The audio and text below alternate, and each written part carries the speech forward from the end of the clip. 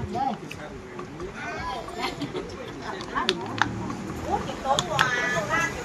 เอาน้ำอ่ะกับเด็กน้อยอ่ะเอาไป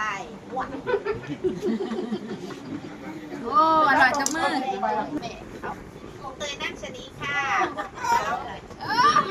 โอ้คนนี้มัมเลยนี่ไปพิษ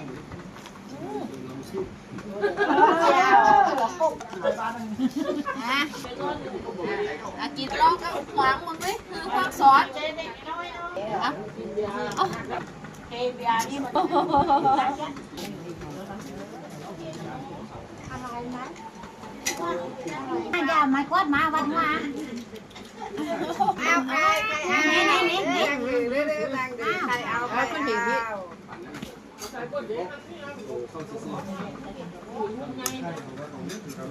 ใครเอาอร่อยไหมคะอร่อยนะกินเลยได้กระดูกแล้ว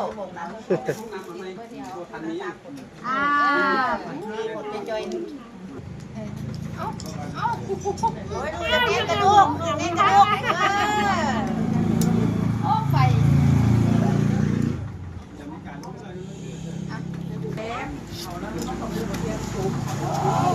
เก่งเอาแก้วกิ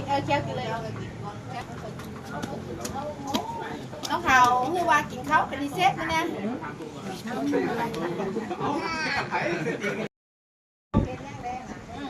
โอ้ข้าวอ่ะสดใสเลยอร่อยแก้วกินโอ้ยสวัสดีค่ะ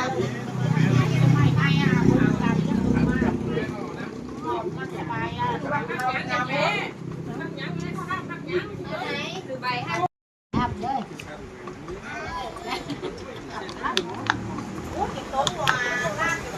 เอาน้ำอ่ะกับเด็กน้อยอ่ะเอาไปโอ้อร่อยจับมือเตยนั่งชนีค่ะมัมโอ้คนนี้มัมเลยนี่ไปพิษ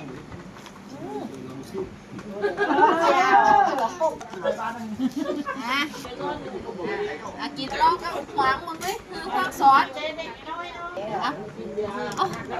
ฮเบียนี่อะไรนะอย่ามาควดมาวันมาเอาไปนี่ใครเอาไปคนดีพี่